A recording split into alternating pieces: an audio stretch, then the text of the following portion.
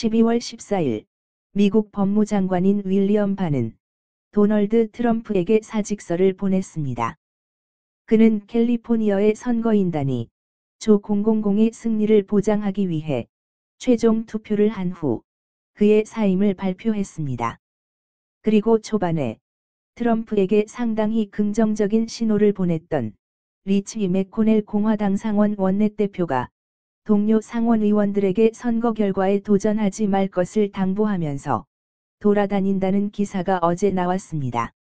선거 결과의 도출에 장기간의 시간이 걸리고 중공과 커넥션을 가진 자들이 서서히 드러나게 되면서 도둑이 제발 저린 격으로 죄 지은 자들은 불안한 마음에 기차를 바꾸어 타고 있습니다. 맥코넬은 원래 무늬만 공화당원이었습니다. 그는 중공과 깊은 관계가 있는 대만 출신인 제임스 차오의 딸 일레인 차오와 결혼하면서 재력을 가진 처가 덕분에 공화당 내에 한 자리를 차지했던 자입니다. 그의 아내 일레인 차오는 18대 미국 교통부 장관까지 지냈지만 미국 정계에서는 중공과의 모든 대화는 그녀를 통해야 한다고 말할 만큼 중공과 깊은 친분이 있는 것으로 알려져 있었습니다. 그래서 맥코넬 상원 공화당 원내대표의 이런 행동에 미국인들은 의심의 눈초리로 보고 있는 것입니다. 그 외에 미트 롬니 상원 의원 전 공화당 대통령 후보도 CNN에 출연해 16일 열리는 상원의 공공선거 관련 청문회에 참석하지 않을 것이라고 발표하기도 했습니다. 물론 대다수의 공화당 의원들은 트럼프를 지지하지만 공화당 내에는 부시 계열인 네오콘 출신들이 반대편에 있고 또 다른 일부는 딥스테이트 세력에게 매수된 의원도 있으므로 사실 공화당은 분열되어 있다 해도 틀린 말은 아닐 것입니다.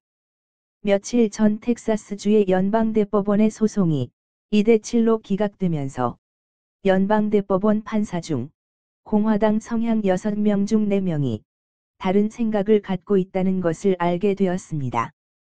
아마 시간이 갈수록 이런 이탈자가 점점 늘어나게 될지도 모릅니다. 이런 의미에서 트럼프에게는 시간이 없다고 보는 시각도 있는 것입니다. 앞으로 도널드 트럼프 대통령이 선택할 수 있는 4가지의 투쟁 방법이 있습니다. 첫 번째는 법률적인 투쟁이고, 두 번째는 정치적인 투쟁입니다. 세 번째는 긴급 행정명령의 발령입니다. 그리고 네 번째는 극단적인 방법인 비상계엄령의 발령입니다. 첫 번째 법률적인 방법은 현재 진행되고 있긴 하지만 줄리아니 변호사에 의하면 공공선거에 대해 소를 제기한 소송 중 아직 단 한 건도 법원에서 심리된 적이 없다고 했습니다.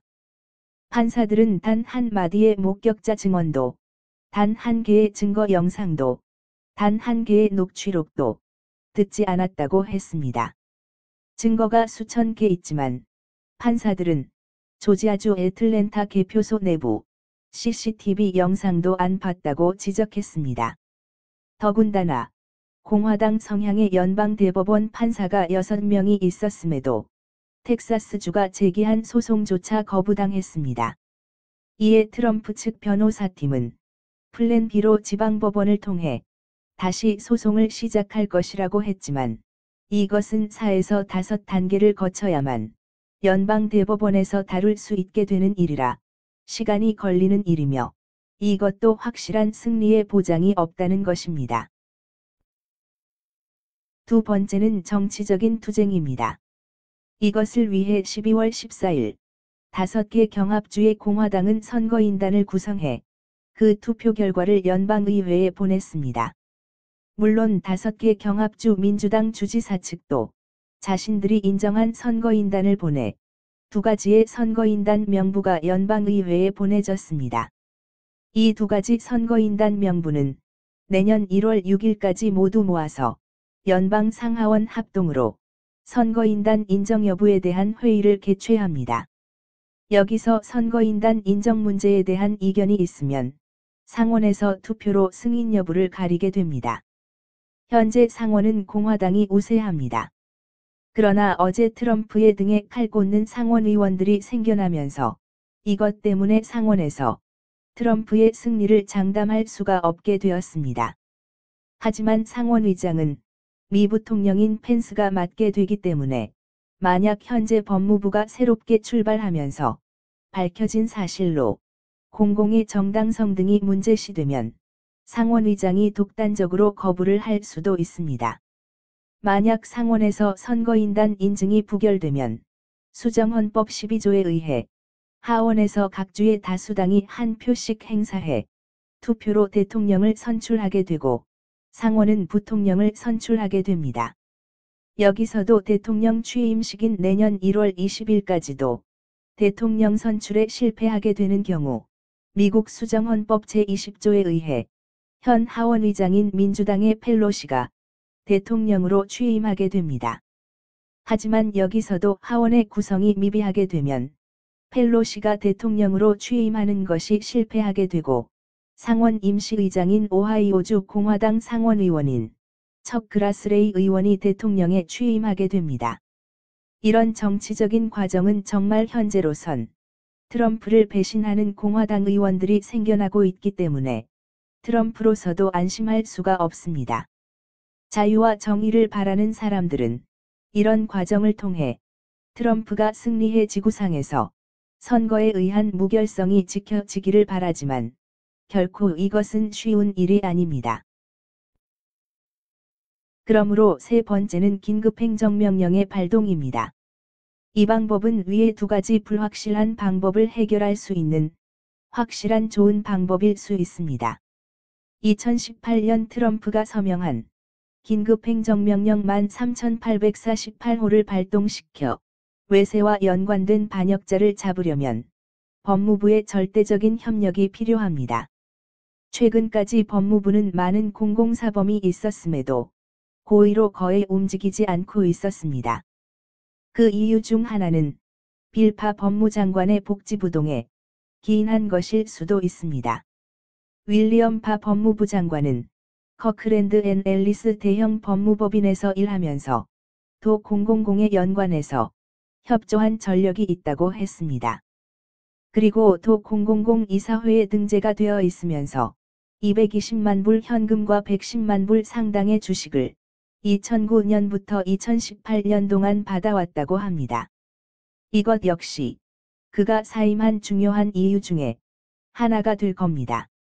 그래서 트럼프 대통령은 윌리엄 바 대신 미국 법무장관 대행으로 현 부검찰총장인 제프리 로센을 법무장관 대행으로 임명하긴 했지만 로센 법무장관 대행도 이전에 법무부에 임명되기 전에 중공과 밀접한 연관이 있는 대만인인 제18대 미국 교통부 장관 일레인 차오의 부차관으로 근무했던 경력이 있어 조금 걱정되는 면이 있기도 합니다.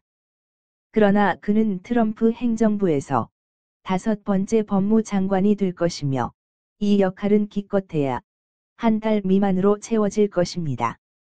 대통령은 로센을 뛰어난 사람이라고 불렀고 법무부와 검사에 대한 경험 부족에도 불구하고 2019년 5월에 취임해 상원에서 승인을 받았습니다. 그리고 트럼프 행정부에서 자신의 역할을 수행하기 전 로센은 조지 W. 부시 전 대통령의 고문 및 고위 정책 고문으로 관리예산국에 합류해 일을 했던 적도 있습니다. 하지만 검사 경력이 없는 사람이고 외부에서 주로 변호사 법률 고문으로 있었던 사람이라서 미국 정치권과는 그렇게 크게 연관은 없는 사람입니다. 이 사람은 하버드 대학교 로스쿨을 졸업했고 미국 최초의 로펌이라고 할 수 있는 커클랜드 앤 앨리스 회사의 로펌 변호사로 근무했었습니다. 그리고 미국 교통부 법률고문, 미국 국립철도여객공사의 이사회 의장을 맡게 되었습니다. 미국 변호사협회 행정법 및 교제관 위원장을 맡고 있다가 트럼프 대통령이 지난해 5월 법무부 차관으로 픽업해서 차관 자리에 올라간 사람입니다. 그럼에도 트럼프 대통령이 법무부 차관에 있는 사람을 장관에 임명한 것은 이 사람이 지금까지 외국의 선거 개입에 대응해서 관련 조사를 수행하던 핵심 인물이었기 때문입니다. 트럼프 대통령은 행정명령 13848호에서 지적한 바와 같이 최근 몇 년 동안 디지털 장치와 인터넷 기반 통신 확산으로 인해 심각한 취약성이 발생하고 이런 취약성의 범위와 강도가 확대됐다고 했습니다. 최근 FBI 국장도 지적한 것처럼 중국은 뇌물과 협박, 기타 악의적 전술을 사용해 매우 정교한 악의적 영향력이 있는 캠페인을 벌이고 있습니다. 이에 대해 제프리 로센은 미국에는 악의적 외국의 영향력의 확대 노력이 항상 존재해왔고 여전히 존재한다는 것을 인식해야 한다고 했습니다. 의심스러운 출처로부터 나온 정보를 액면 그대로 가져와 받아들여서는 안 되며 우리는 항상 경계를 유지하되 악의적인 영향력 행사가 두려워 선거 참여에 소극적 이어서는 안 된다고 했습니다. 이것은 2020년 8월 26일 CSIS 안보연구소 세미나에서 제프리 로센 법무차관 시절 했던 연설문 중 일부입니다. 트럼프는 2018년 행정명령을 통해서 외국이 선거에 개입했을 때 그 선거에 개입한 외국은 물론이고 국내에서 이에 대해서 협력했던 협조자들에 대해서도 처벌한다는 행정명령에 서명한 적이 있었습니다. 지금 이 행정명령에 따라서 오늘 12월 18일까지 국가정보국장이 트럼프 대통령, 국방부 장관, 법무장관 같은 유관기관에 관련 조사 결과를 통보하게 되어 있습니다.